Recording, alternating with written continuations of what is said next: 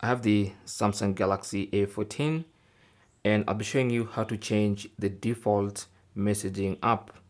Now, as you can see, currently I'm using Google Messages. You can switch between Google Messages and Samsung Messages, which is a Samsung messaging app. And to do that, simply tap on Settings.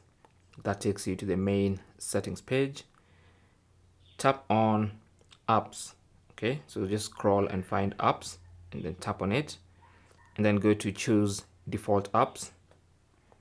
And then under Default Apps, you should see SMS App. Tap on that. And then from here, you can choose between Google Messages or Samsung Messages, depending on what you want really. But I prefer to use Google Messages, so I'll just leave it at Google Messages.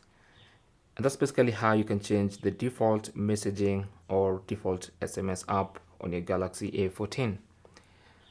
Thanks for watching. Leave your comments and questions down below, and good luck.